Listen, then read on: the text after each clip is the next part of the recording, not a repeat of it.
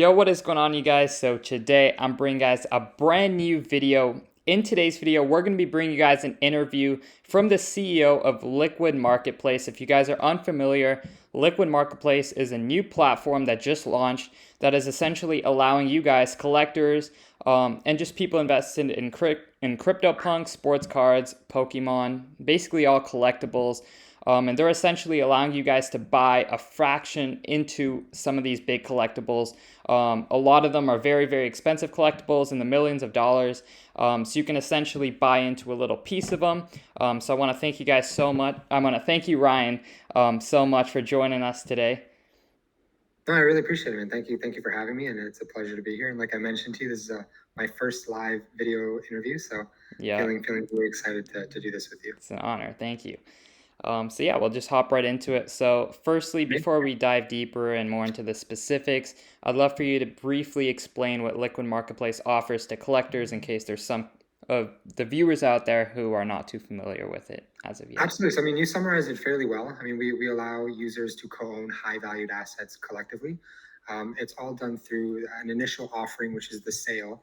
Liquid Marketplace does not own or sell any of these assets. We don't, have any kind of interest in any of these assets that are getting put up. We source them through our director of assets, a gentleman named Shine 150. A lot of people are familiar with him on Instagram. He does have a really large personal sports card collection, and he's kind of like a well-known veteran in the hobby for sure. So all the assets are curated and kind of sourced through him and his networks. And everything gets put into an initial sale. That initial sale is between the original asset owner and the users on our platform. Money basically transfers from the users on the platform to the person that owns the card, and now effectively users now co-own this asset together. Each token that people purchase within each individual asset gives them direct co-ownership interests in that specific asset. So they really are a genuine owner. They're not buying a share in an asset. We're not making any decisions for the users. The users really collectively make all the decisions, and that's done through a voting page. So it's a democratized process. The users are heavily in control, and Liquid Marketplace is simply just the facilitator that makes all this stuff kind of happen. So that's kind of a very brief description. Now, in terms of assets, we are right now at the moment listing, culturally significant pieces such as NFTs of importance like CryptoPunks. We are going to be listing an ape down the road as well, a few actually. There's a lot of interest for that kind of stuff. And then, of course, the sports and the TCG cards. Now, that isn't Liquid Marketplace. Liquid Marketplace is do all and end all. This is just kind of a stepping stone for us. As we establish our reputation and build up our user base, we will be moving into larger asset classes, such as high valued art. We have Banksy's already committed. We have Basquiat's already committed. I'm working on getting Picasso's through some art dealers in Vienna and Italy. It's just about when is the time to launch that kind of stuff. And I think after we solidify our reputation as a real business, as a business that wants to allow people to co-own these assets that they never have an opportunity to, then we'll start to slowly unveil those assets. And ultimately, within the next 12 months, Liquid Marketplace does aim to list real estate. Now, that's kind of the big one for me. I come from a real estate development background myself, and I always saw real estate as really being the ultimate thing that people are priced out of. Even myself, I live in Toronto. It's a fast-growing city. Real estate here is incredibly expensive. It's skyrocketed over the past 5 years. And so I thought, why not taking that and putting it onto Liquid Marketplace, allowing people to own and co-own properties together, properties that generate income, properties that pay out dividends to holders of that token month over month through rental income. I think that's a huge application and an immense amount of value added by Liquid Marketplace once we get to that point. But it starts here very slowly with collectibles, and we'll slowly work our way up. Wow, yeah, it's very exciting. Definitely out in the Bay Area.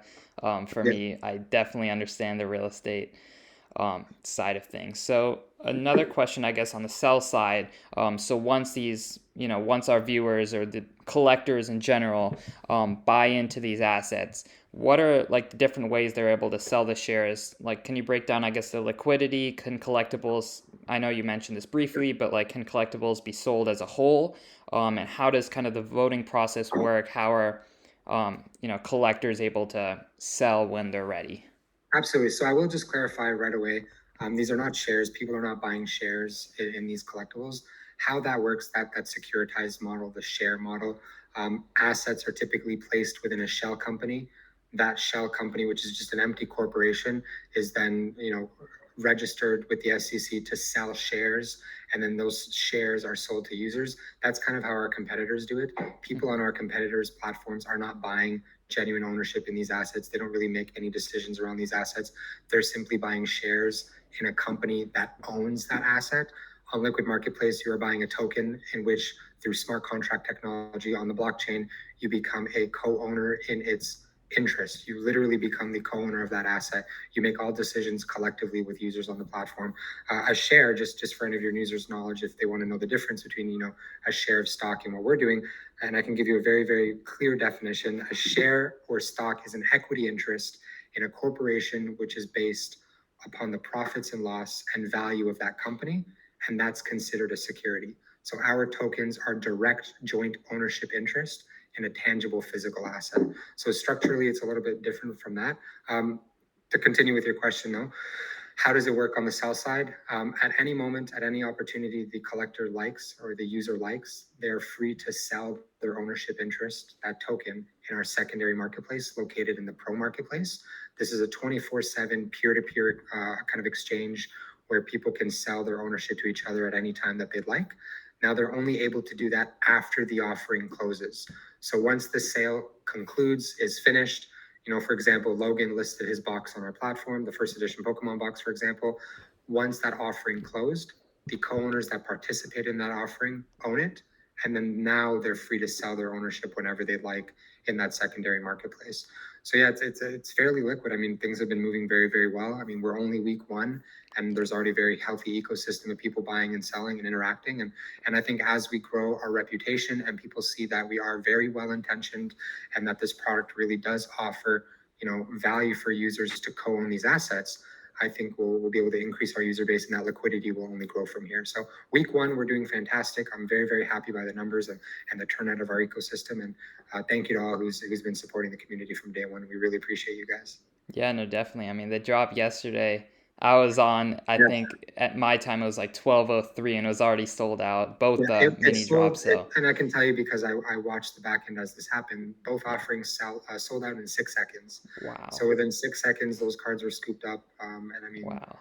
people have interest. They want to be able to afford a part of an Austin Matthews rookie card or a part of a PSA 10 Charizard. And I mean, for maybe some people out there listening, $10,000 is not a big deal. I can buy it myself. That's a lot of money. You need to really understand and realize $10,000. You look at it holistically for an average person making $50,000 a year. $10,000 to put into a hobby, into an asset that you care about on an entertainment level is incredibly expensive, and it's not very obtainable. $10,000 is still an unobtainable price. So when people ask, like, well, how could you list $1 million asset, but then also list $10,000 assets? Because there's still a lot of interest in these $10,000 assets. People want to be able to say they own this. They want to be able to show their phone, look how cool this is. I own a piece of this. Like, there's a lot of benefit to it. So I think opening up that side of the hobby is very important for people to interact with. Definitely. And then also, like a lot of international people, I know we deal with a lot of people on the daily who are international buyers and sellers, and it's very tough, especially with shipping costs, with different countries on eBay, all these different platforms. It's quite hard, but with, of course, the blockchain and everything, people around the world basically can just buy into a share without ever having to really physically Yeah. touch the asset. Yeah, they can buy into a So, portion, and it's as easy as that. There's really nothing too complicated with this system. The more tokens you purchase, the larger percentage of ownership you have in that asset. It really is just that easy. Now, a lot of people have been questioning, and I'll address this. I'm not sure if this was one of the questions you wanted to ask, but a lot of people were questioning, why would I want to buy something if it's in Logan's possession? And I want to clarify right now, none of the assets listed on Liquid Marketplace are in the possession of the original owner. Every single asset that we list on the marketplace is stored safely and securely into a third-party vault. That vault is fully insured. Each individual asset is insured to full market value. That vault is audited on a quarterly basis. We work with an auditing firm called MNP. It's Michael, Nancy, Peter. yeah. They're one of the largest auditing and accounting firms in the world. Very, very reputable. And on a quarterly basis, they will be releasing documents that will be available right on the platform for people to interact with, people to read, that verifies what is in fact on our platform is located in that vault. So that's not a legal requirement. We don't have to do that. But I thought, I put myself in the shoes of our users. What additional layer of transparency would I want to see as a user that would make me feel more comfortable with this process? And immediately I thought, being able to see proof that those assets are in the vault would be a number one thing for me to be involved in this project, or for me to even want to be a user on the platform. So immediately we put that in place as an extra layer to show people just how well intentioned we are and how transparent we are, and to hopefully build trust with our users and the community. Definitely. So I'm sure that there are a lot of people that are watching this interview that do have some big ticket collectibles, and especially with the new mini drops that are between $10,000 and $50,000. I'm sure there's some viewers out there who are wondering how they could sell their collectibles through Liquid Marketplace. So what's the process to list them through your platform and fractionalize them? And is there like specific criteria for the collectibles you guys are looking to take in? So absolutely, everything in terms of asset curation does go through our director of assets, and again, that's Matt Yeah. of Shine150 on Instagram. But yes, there is a heavily curated process. They have to be culturally significant enough where we know the interest is there. We know that the cards are special and important pieces in the hobby, or any asset for that matter. We don't just want anything to come up onto our platform. We want them to be special. We want them to be rare. We want them to be significant in many different aspects and respects. So at this current moment, there isn't a way for users to just list whatever they want. We are trying to keep the platform a little bit more tailored on the valuable and like the rare side. Mm-hmm. If we open up the platform, we would risk duplicates getting listed, or maybe cards that are less culturally significant. We really want our users to get the best experience out of Liquid Marketplace by keeping the list heavily curated. Now, going and saying that, we are creating a submit button for users that maybe don't have access to Shine, or maybe Shine doesn't know about these assets. And let's say they do have something incredibly significant that they want to share with the world. So we are designing that functionality on the site that will be coming probably within the next 2 months. It's not going to be coming out in the short time, but I'd say about the next 2 or 3 months, where they will be able to submit assets that kind of go through that curation process, and we review everything. And the exact functionality isn't quite there yet, so that's why it's not ready this second. But at some point in the future, we will have that feature for sure. Awesome. Yeah, and then I've heard, I'm not sure where, but I've heard that sellers do get a royalty per transaction. So how does this work? And, would this essentially allow sellers to, say, net in their pocket more than they would if they were to sell it individually? So kind of the logic behind that, let's say you own a Picasso painting, Yeah. and you have a painting worth $15 million. You genuinely don't care about $15 million. You could go out and sell that painting whenever you'd like and secure that money, and it's fine. But how do you really incentivize a seller with something so significant in which you want them to share with the world and allow anyone to own a piece of it? How do you convince them to list that on your platform? Great, Christie's and Sotheby's and private art dealers would buy that painting at any moment, would buy that rookie card at any moment. There are buyers lined up for these assets. But where's the incentivization to push them to come onto Liquid Marketplace? So there are two things that we use to incentivize people to list with us. One of them is they get to obviously retain some ownership, Mm-hmm. in form of tokens. So not the physical piece, but in form of tokens, they would be able to retain anywhere from 0 to 25% of that asset. And also there is a royalty fee that we give them directly from our revenue. So all revenue generated from Liquid Marketplace surrounding that specific asset, they would get a small percentage of it month over month, as just an incentivization for them to share that asset with the world and our users. So that's kind of how we curate these very special pieces onto our platform, is through these two incentivization models. Wow. Yeah, so essentially, like over time, as people continue to buy and sell it, they're getting essentially a monthly check, even if they've sold 100% of their ownership, Correct. essentially in perpetuity as of now, at least as long as it's on the marketplace, they're going to be getting a check every month. Correct. Yeah. Yeah. And then that's from Liquid Marketplace's side. So Mm-hmm. how we generate revenue, this isn't an extra fee coming from users. This isn't Mm-hmm. something users are paying for. This is something Liquid Marketplace is taking out of our bottom line. This is something Liquid Marketplace is sharing with people that list on the platform, because we want to be able to show these people that take a chance and listen on Liquid Marketplace that we care about them, that we hear their concerns, because they don't get liquidity right away. Think about it. When they give up their asset, they're giving it up to us. Mm-hmm. We are verifying it through all these different sources. we are storing it in a third-party vault, it's out of their possession. They still haven't been paid for it. There's a contract in place. Of course, there's a listing agreement between the seller and Liquid Marketplace, but they're taking a chance on putting this in our platform, wondering if it will sell, wondering if they'll get paid. Like there's a lot of, things that they have to analyze on their end. So we want them to feel like they're taken care of. We want them to know, like, we hear your concerns. We see that you're taking an opportunity to list on something new.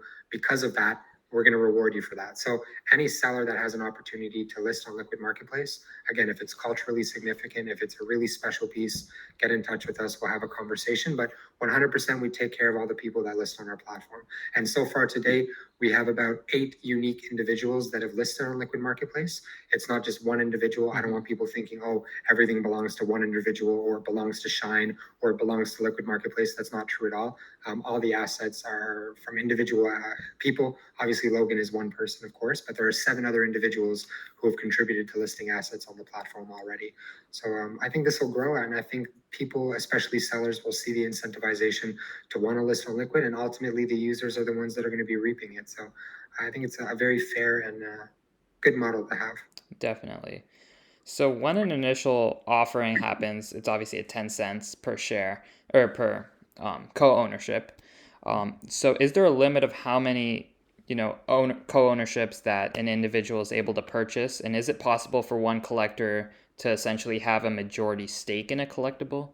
Yeah, absolutely. So on the mini drops, that new mini drop series that we put out, people are limited to 10%. Okay. We don't want ways for people to manipulate the market by buying up, let's say, 100% of the asset, and then they can slowly just sell off whatever they want. Like that's not really fair.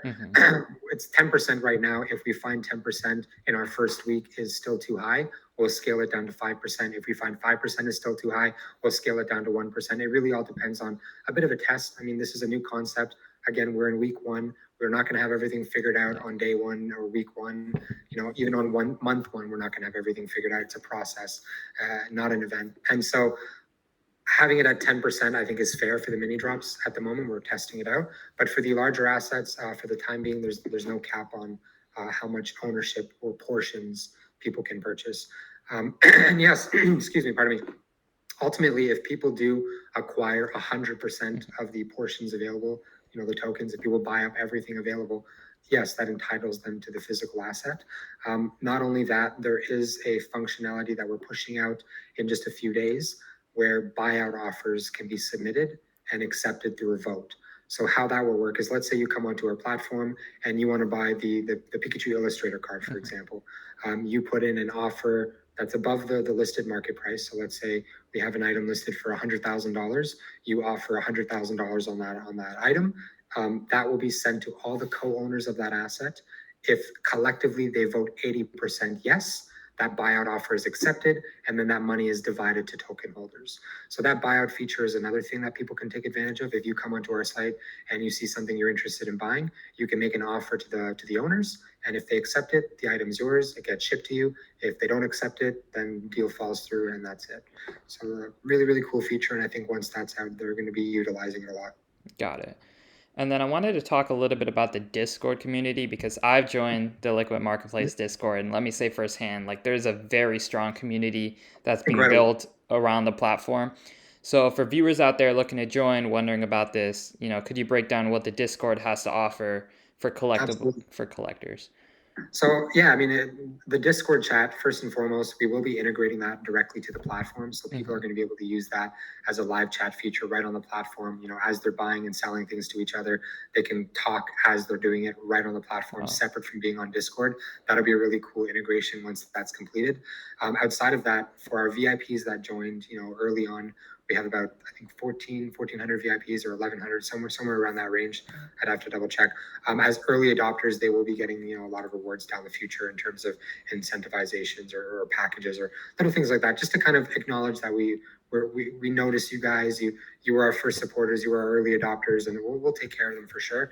But I guess the benefit of being in the Discord is just really immersing yourself into this community and seeing how passionate people are about these collectibles and how passionate they are about, speaking with each other and forming relationships. And it's really quite intoxicating. It's very fun to look at. And I'm not spending hours in the Discord, but the couple minutes I pop in here and there just looking at feedback, I see a real sense of community. People are knowing each other, they're saying hi to each other.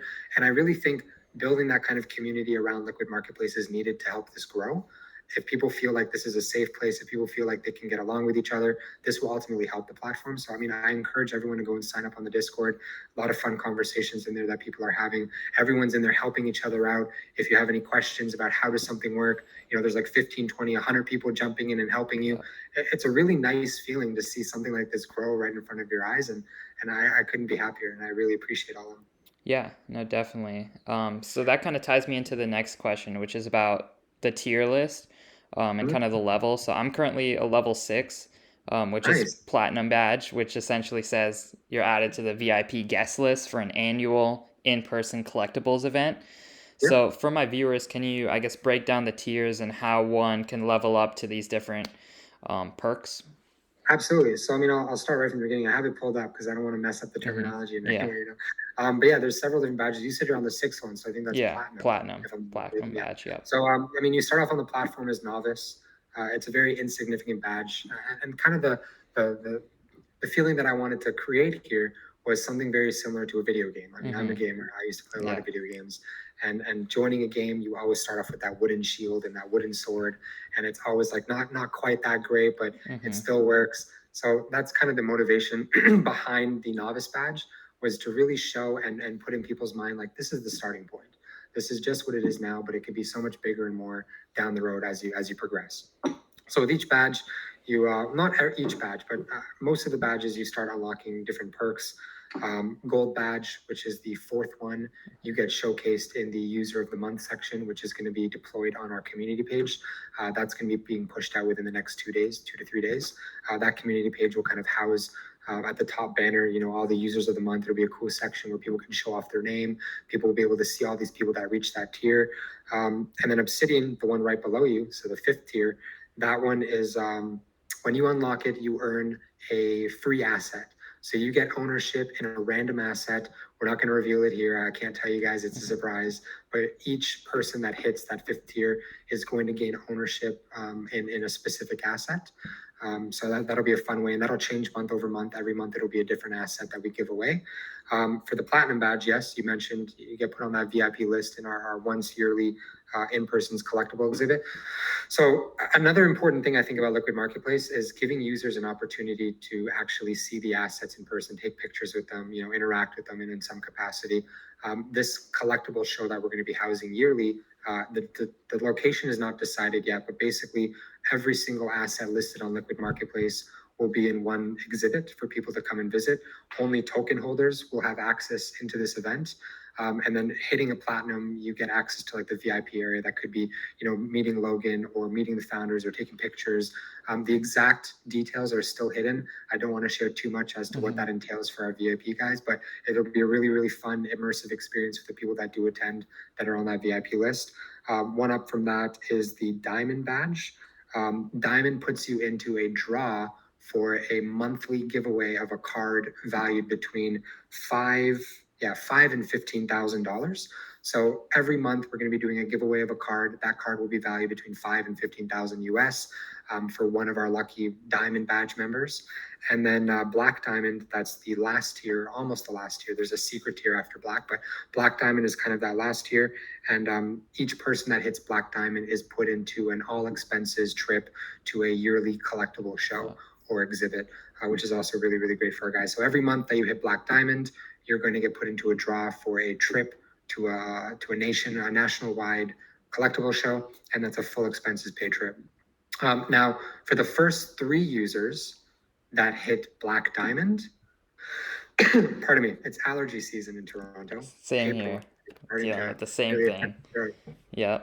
So like I was saying, for the first 3 users that get to Black Diamond, they'll be given this secret badge, and that's called Grandmaster. Grandmaster is a very extravagant badge.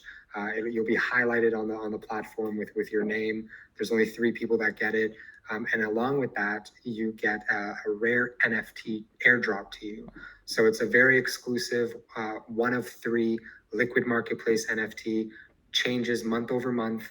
So let's say the first one will be like season one or month one Liquid Marketplace, and then month two will have a different one that says month two, a different design. So every single month will be a different NFT that we airdrop to our grandmasters. And then once that month is over, you get a badge, just for the month that says Grandmaster. It goes away.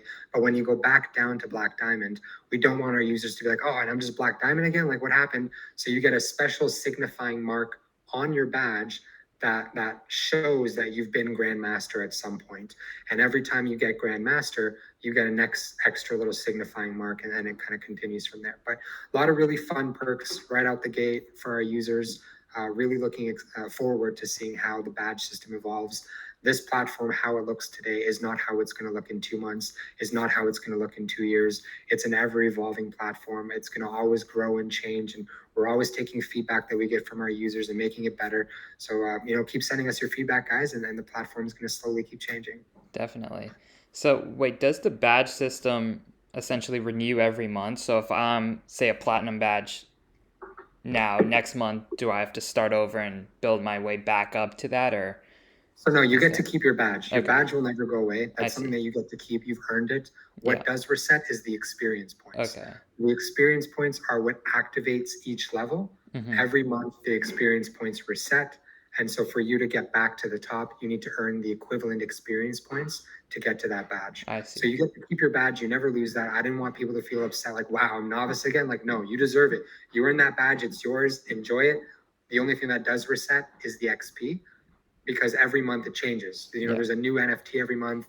There's a new collectible we're giving away, value between 5 and 15,000. There's a new asset that we're giving away in terms of portions of ownership at the Obsidian level.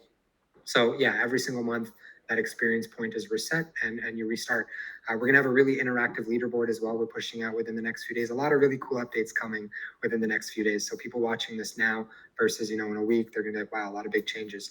The leaderboard, we're putting up our leaderboard on our community page. The community page is not out yet. That's gonna be out, like I said, in the next few days. There will be a very interactive leaderboard. First, there will be an all-time leaderboard that shows every single person based on their badge, and then there's going to be a monthly leaderboard that kind of matches people based on their experience points. So I think you're going to see a lot of competition of people trying to earn as much XP to get on those leaderboards, and that'll really be a very fun spirit for people on the platform. Yeah, no, definitely. I was very surprised by it's been less than a week and kind of just building up the badge system and looking through all the perks has been like another little motivating way for us collectors. It But makes it fun. yeah, It makes it yeah, fun. And that's the whole point of gamification. You want users to feel like they're having fun on the platform.